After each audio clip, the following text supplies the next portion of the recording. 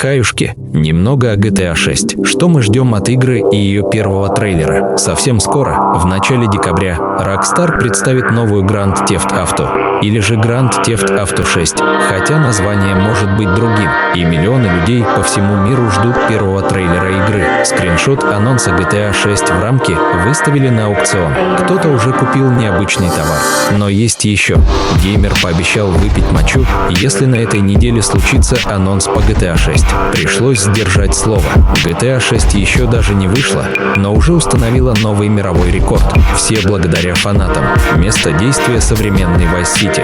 Будет два главных героя. Неизвестно, это любовники или брат и сестра.